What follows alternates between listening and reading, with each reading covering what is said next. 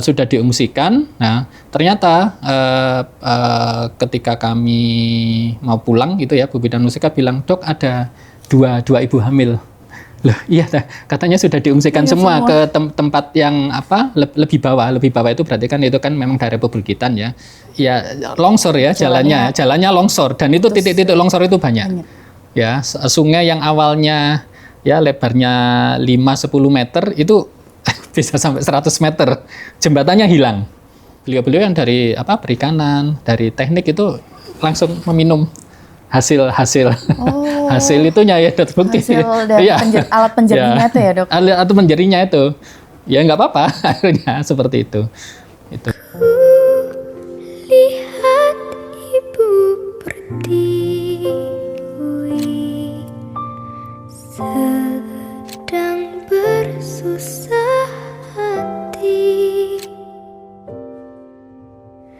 Air matamu berlinang, mas intanmu terkenang.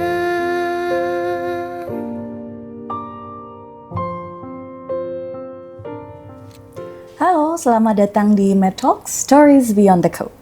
Saya Leli dan di episode kali ini saya bersama dengan Dr. Aurik dan kita akan ngobrol santai tentang bagaimana keterlibatan teman-teman peduli Sumatera pada saat memberikan layanan kesehatan dalam kurun waktu bencana di Sumatera kali ini. Dan kali ini kita akan membahas bukan cuma soal kerja di lapangan, tapi juga cerita-cerita di baliknya. Selamat siang Dr. Aurik. Ya, selamat siang Miss Leli. Gimana kabarnya Dok? Sehat? Alhamdulillah sehat. Oke, kita mulai dari pertanyaan yang paling dasar dulu ya Dok. Ini kalau boleh dijelaskan kejadiannya di Sumatera bagian mana dan di titik apa dan kondisi pada saat tim UB datang pertama kali saat itu seperti apa Dok? Ya, terima kasih Miss. Jadi kami ditugaskan dari UB melalui DRPM ya, Bagian Pengabdian Penelitian dan Pengabdian Masyarakat itu di Sumatera Barat. Ya, tepatnya itu adalah di Kabupaten Agam. Kabupaten Agam itu kurang lebih 90 km dari Bandara Internasional Minangkabau. Ya, jadi kurang lebih masih 2 jam perjalanan. Dan di Kabupaten Agam sendiri itu mungkin kalau ada danau terkenal ya, Danau Maninjo. Ya, jadi Kabupaten Agam itu Danau Maninjo itu ya disekelilingi oleh kecamatan-kecamatan yang merupakan bagian dari Kabupaten Agam. Ya, jadi kami bertugas di situ di Kabupaten Agam dan titik-titik lokasi pelayanan ya berada di puskesmas yang mewakili kecamatan-kecamatan tadi. Baik, lokasi penanganannya berarti dipusatkan di puskesmas di daerah Kabupaten Agam. Iya, betul. Oke. Pada saat Dr. Aurik dan rekan-rekan tiba di lokasi kejadian, kira-kira hal pertama yang langsung menjadi perhatian dokter pada saat itu apa, Dok? Yang menjadi perhatian utama adalah pertama koordinasi ya. Jadi kami datang tanggal 6 Desember kurang lebih itu adalah hari ke-10 pasca ada informasi bencana siklon Senyar itu ya. Jadi kami datang hari ke-10 berkoordinasi dengan teman-teman perguruan tinggi yang paling dekat dalam hal ini di Padang, yaitu adalah teman-teman dari Universitas Andalas dan Universitas Negeri Padang. Ya, akhirnya kami berkoordinasi dan direncanakan ya saat sebelum berangkat itu ke Kecamatan Palembayan namanya. Itu adalah daerah terdampak yang paling parah di Kabupaten Agam ya. Akhirnya kami berkoordinasi kurang lebih gabungan dari tidak hanya UB tapi dari UMM Universitas Muhammadiyah Malang, itu total adalah 50 relawan yang akan berangkat merespon ke Sumatera Barat ya. Jadi kami berpikir ini nggak mungkin kalau seandainya kita datang dalam jumlah besar tanpa persiapan ya, dan jaraknya adalah dari Padang ke Agam sendiri adalah 90 kilo, supaya kami harapannya adalah besoknya ketika kami sudah di tempat kejadian bisa langsung bekerja. Jadi kami saya sendiri sama Bu Bidan Mustika sama satu dokter PPDS ya, Dr. Ahmad Dal itu melakukan koordinasi ya. Jadi H-3 kami datang terlebih dahulu dan benar ya bahwa kami datang ke sana, informasi yang kami dapat itu masih biser ya. Harapan kami langsung bisa ditempatkan di suatu tempat layanan ya, tetapi saat itu kami diminta langsung berkoordinasi ke kecamatan ya, atau mungkin puskesmas, atau istilahnya kalau desa itu disebut nagari, jadi kepala desa itu wali nagari, termasuk nanti akan membawahi yang namanya dusun-dusun atau jorong-jorong itu ya. Jadi kami diminta langsung berkoordinasi dengan puskesmas terdampak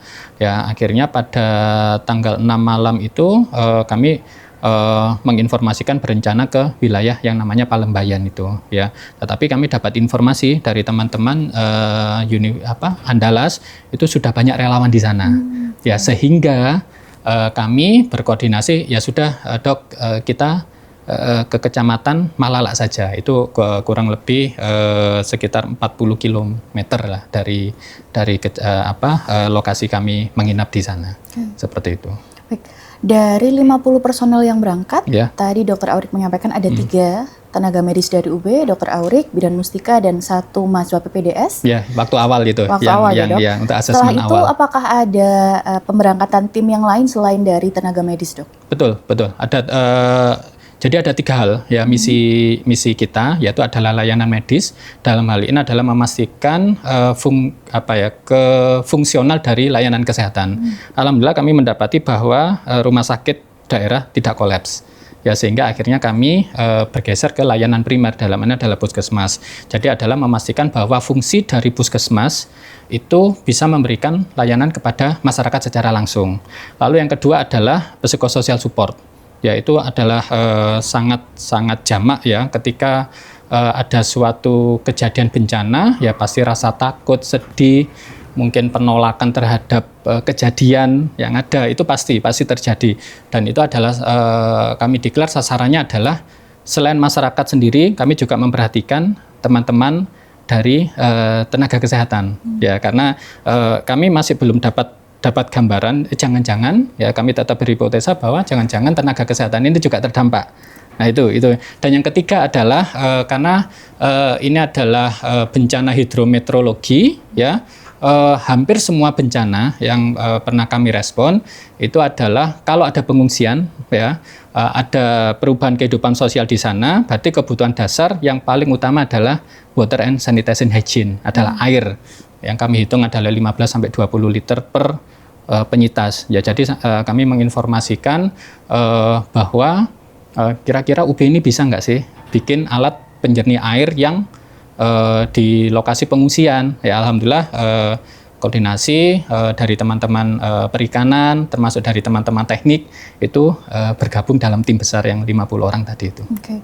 Untuk pembagian kerjanya sendiri seperti apa, Dok? Tadi kan dokter bilang ada koordinasi awal untuk menentukan siapa dan juga apa yang harus ditangani, itu koordinasinya bagaimana, Dok? Oke, koordinasi awal 3 hari awal itu adalah sangat sulit. Ya, akhirnya kami bersama teman-teman university, ya sudah kita bersepakat ada 3 university, UB UMM, ya lalu adalah Andalas sama UNER ketemu. Dan teman-teman UNER ini adalah dari teman-teman Kesatria Airlangga, memang ada tim ini juga, tim asesmen awal, ya istilahnya tim aju. Melihat permasalahan yang sama, bahwa ketika kami awal datang ke sana, harapannya itu sudah ada alur koordinasi rapat harian, ya rapat evaluasi harian dari yang namanya klaster kesehatan di bawah dinas kesehatan. Ya, tetapi ketika kami datang ke sana, itu rapat hariannya ternyata belum ada. Ya, kami dapat akhirnya berkoordinasi dengan organisasi profesi ID, itu merasakan hal yang sama. Akhirnya ya sudahlah, kita menginisiasi saja rapat harian yang rutin terhadap rencana kerja kita secara harian saat itu. Ya, akhirnya 3 atau 4 hari awal ya kami ya sudah bertiga saja ya, dari 4 ini dengan antar institusi university, dan mengundang supaya Dinkes itu juga hadir. Ya, akhirnya pada hari kelima itu Dinkes mulai hadir, kepala-kepala puskesmas itu mulai hadir. Seminggu setelahnya akhirnya mulai bersuara, karena yang terpenting itu adalah gap berkaitan dengan layanan kesehatan, ya itu karena sekali lagi adalah hilir dari bencana itu yang paling dekat adalah kesehatan seperti itu ya, sehingga akhirnya apa yang kami harapkan itu terjalin wadah komunikasi yang disebut Health Emergency Operating Center itu bisa rutin evaluasinya tiap malam akhirnya. Jadi memang pada saat awal pelaksanaan ini UB yang paling proaktif untuk menginisiasi. Ya, karena ya memang secara keilmuan ketika kita respon, sistem dulu itu harus ada. Ya, karena kalau tidak ada sistem ya sporadis. Ya, akhirnya memang ketika kami tim UB UMM ini saat itu berencana ke Palambayan yang informasinya sudah penuh, ya. H-1 sebelum tim besar ini datang, ya 50 orang ini datang, kami mensurvei ke Palembayan, ya yang katanya penuh itu, karena hipotesanya biasanya sih itu biasanya relawan, yaitu ya 1-2 hari, ya 1-2 hari setelah itu ya mungkin ada tugas yang lain di tempat tugas masing-masing, tidak di tempat. Nah, tapi ternyata benar. Ternyata benar ya. Datang ke daerah Kecamatan Palembayan, tepatnya di Puskesmas Koto Alam, bertemu dengan Bu Kapus, menginformasikan ya bahwa ada tim waktu itu dari Rumah Sakit M. Jamil waktu itu 2 hari lagi akan meninggalkan tempat ya, karena teman-teman yang di Padang rata-rata rotasinya ya 2 atau 3 hari, setelah itu tim baru lagi dan sebagainya ya, sehingga kami ya sudah kami teman-teman yang istilahnya disaster medical team ini ya harus memastikan bahwa pelayanan 24 jam di vaskes primer di puskesmas itu harus ada seperti itu. Kalau boleh diceritakan, Dr. Aurik sendiri paling krusial menangani apa dok selama di sana?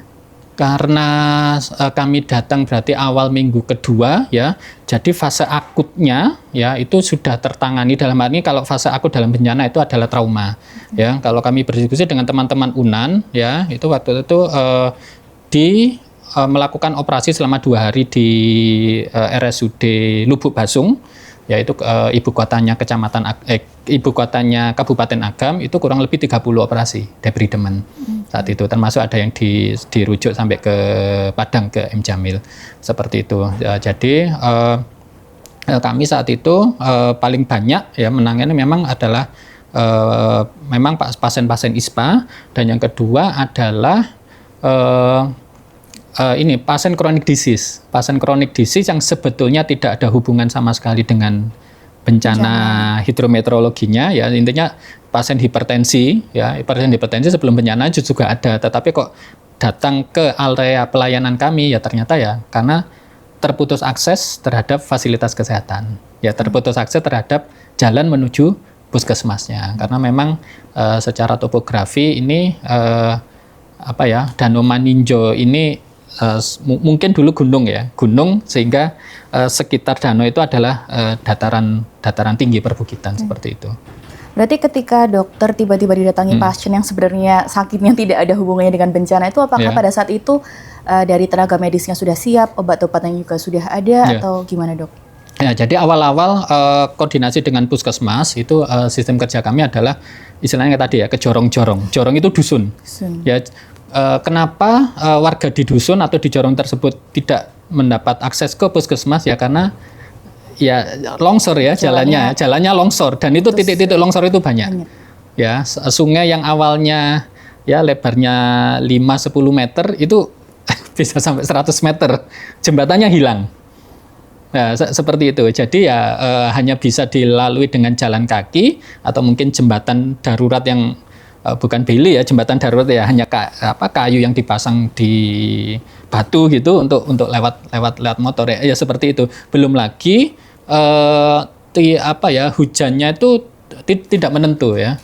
Jadi kalau ada longsoran, jadi bayangkan mungkin kalau kita ada longsoran itu air yang turun itu kan mungkin dari atas ya. Tapi ini dari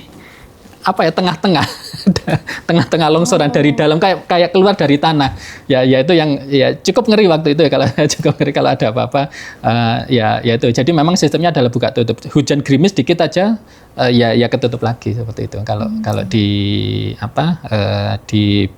di Agam. Di Agam, Seperti itu, ya, Dok. betul.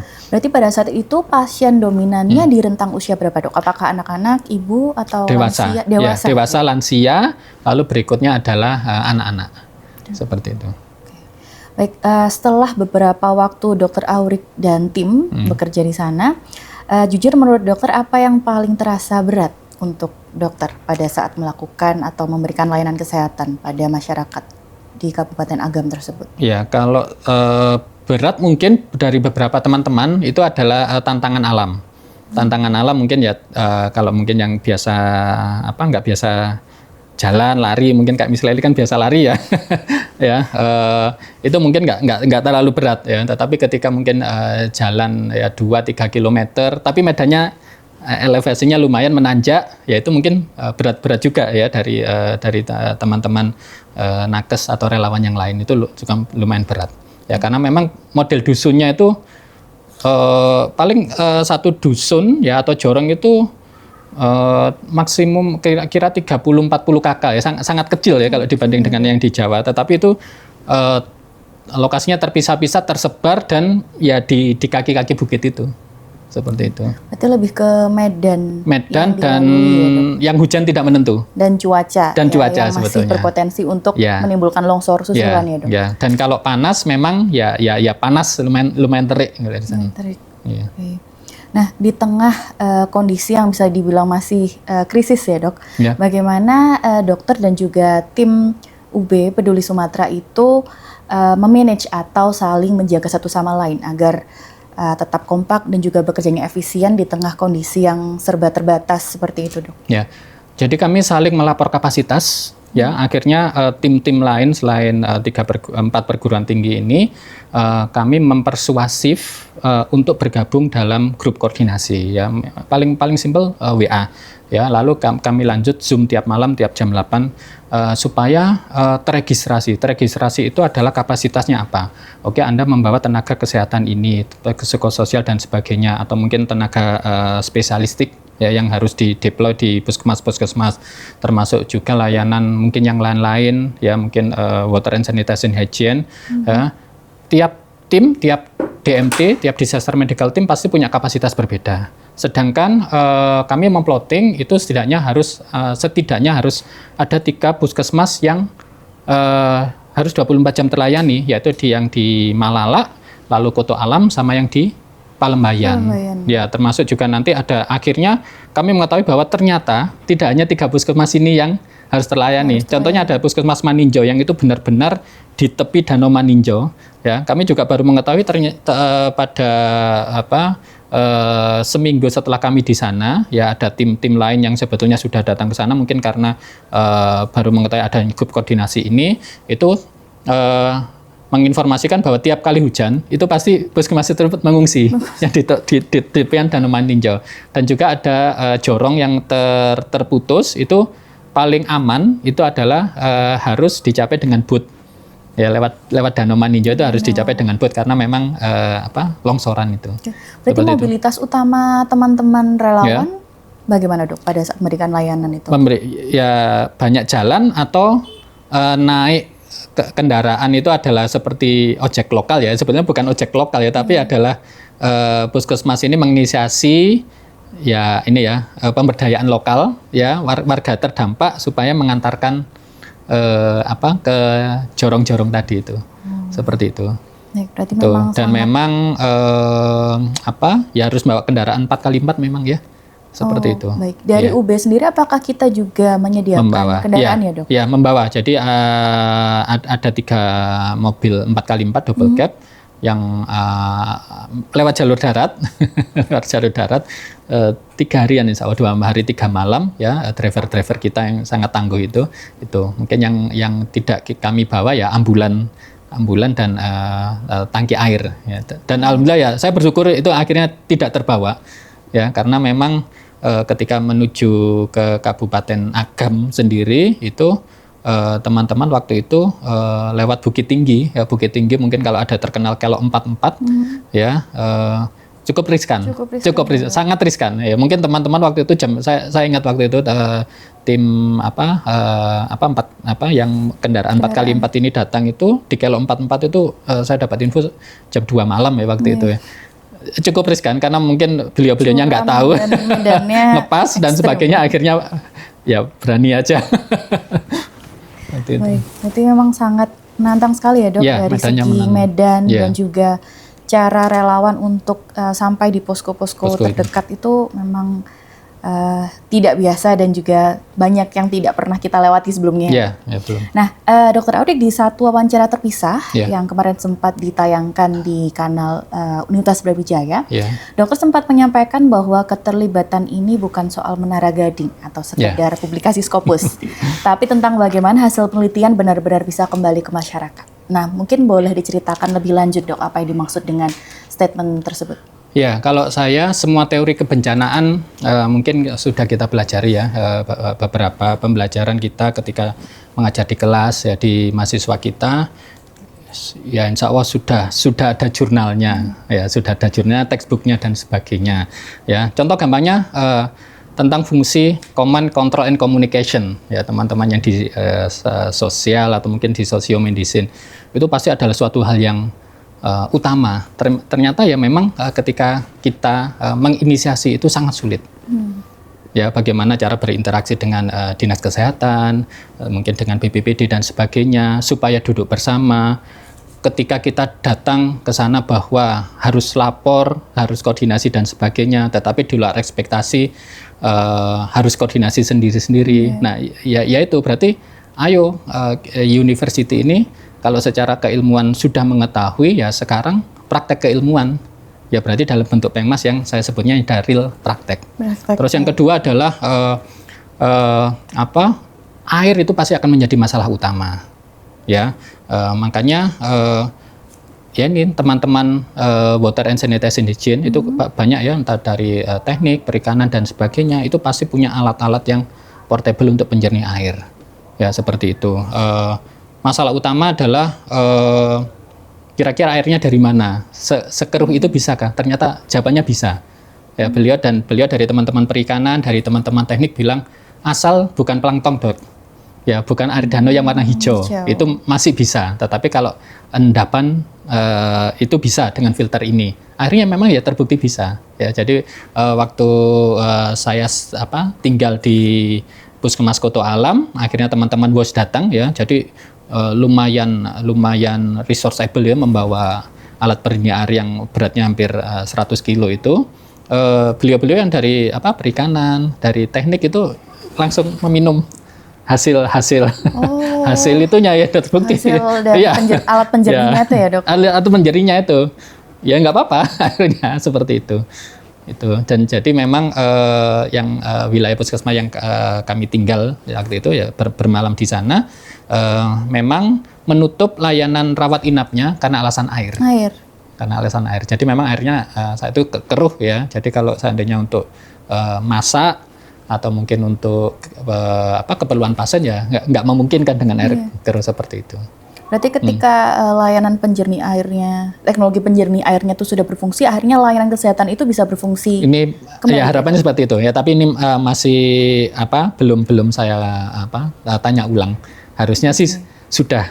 Harusnya sudah. Iya. Baik, pada saat Dr. Aurik dan tim terjun ke masyarakat pada saat bencana kemarin ya dok, beberapa minggu yang lalu, kira-kira ada satu cerita menarik atau yang sampai sekarang masih belum bisa dilupakan oleh Dr. Aurik pada saat memberikan layanan kepada. Saya sedih lagi.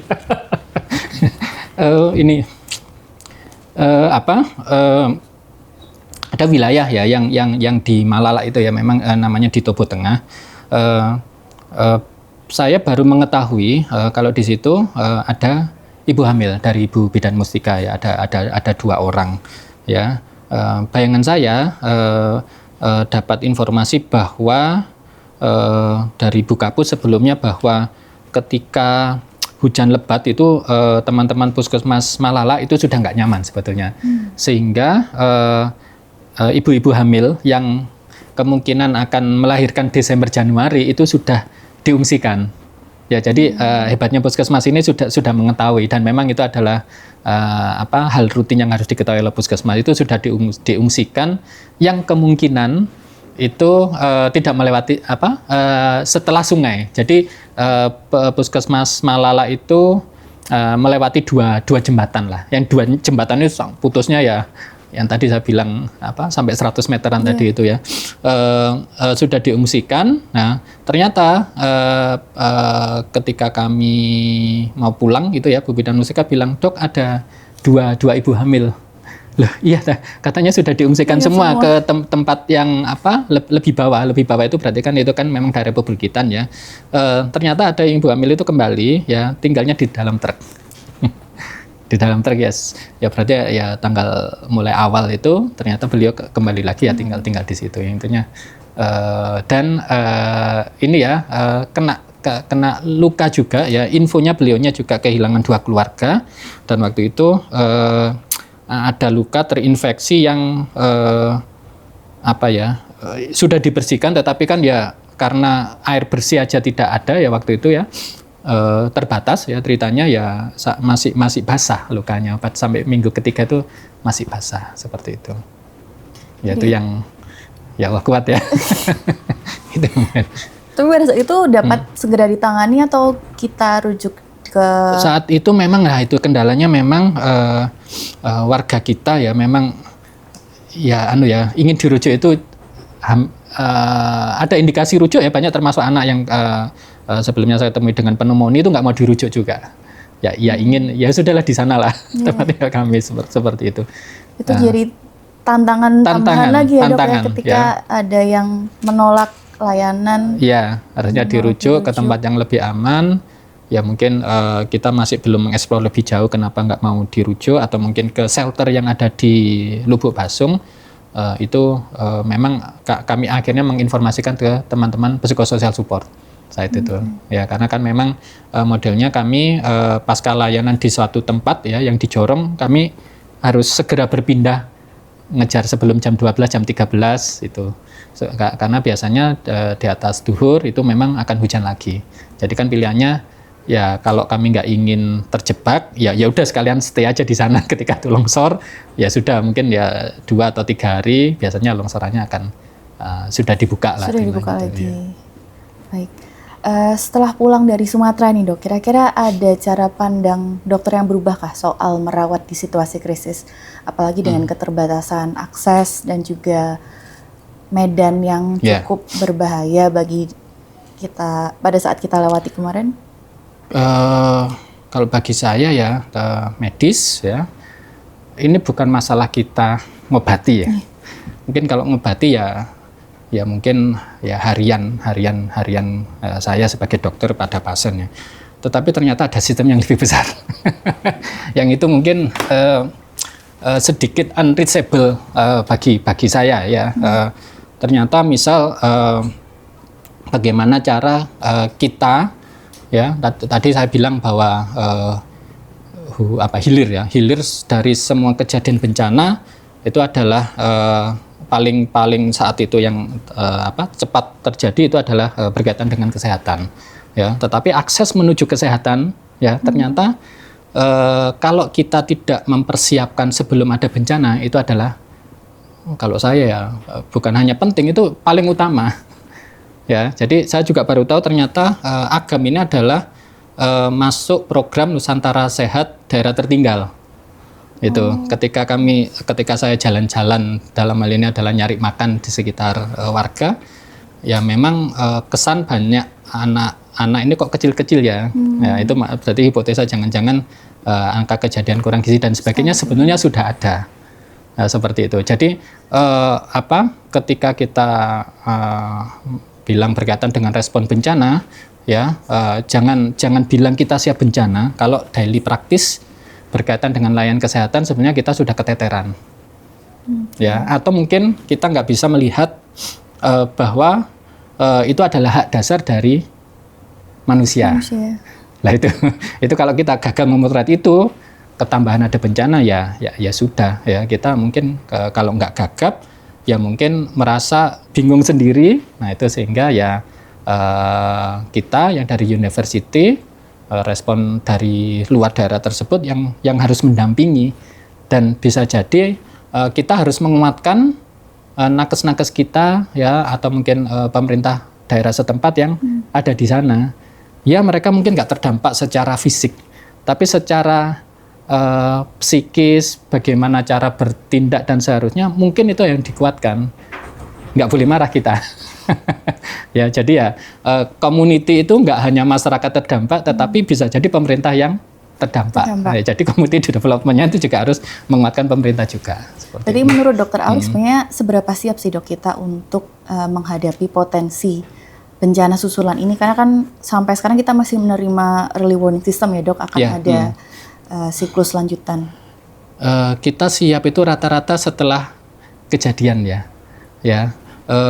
Saya masih ingat betul ya ketika tinggal di Puskesmas Koto Alam yang Palembayan, dapat pasien usia sekitar 75-80-an lah ya. Beliau menginformasikan ya dengan bahasa Minang ya bandingnya, tapi kurang lebih beliau menginformasikan ya di Palembayan tidak pernah sama sekali ada galudo seperti ini ya, seperti itu, sehingga ya itu merasa tidak siap ya. Tetapi dapat info dari membaca dari BMKG, BPBD bahwa 1 atau 2 hari sebelumnya itu sudah ada informasi ke daerah yang Salarai Air itu atau Palembayan itu ya, itu menunjukkan bahwa akan ada hujan lebat, jadi harus hati-hati ya, seperti itu ya. Itu sudah terinformasikan ya. Jadi memang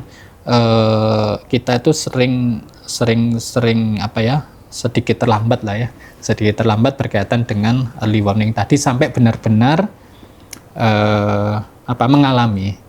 Dan ketika sudah mengalami, ya kenapa kejadian bencana itu memang harus tertulis ya. Mungkin kalau tiap tahun itu mungkin kalau dari BPBD melatihkannya itu ya, atau mungkin kalau syukur-syukur masuk kurikulum sekolah aman bencana dan sebagainya ya, untuk recall tadi istilahnya itu, seperti itu. Berarti memang sistem ini tidak bisa dibangun dalam jangka pendek dan skalanya juga harus masif ya Dok, karena harus bisa masuk di semua elemen, mulai dari tingkat pendidikan dasar, kemudian baru kita ngomongin birokrasinya, pelayanan kesehatannya, pengurangan resikonya ya, Dok. Betul. Jadi berlapis-lapis ya Dok, kalau kita membicarakan tentang mitigasi bencana ini. Baik, terakhir Dokter Aurik, kalau teman UB ingin ingat satu hal tentang UB Peduli Sumatera dari cerita dokter hari ini, kira-kira apa Dok? Ya, sharing kapasitas, kolaborasi. Saya sering menginformasikan ya, saya sering mengambil quote dari teman-teman yang tentara, polisi ya.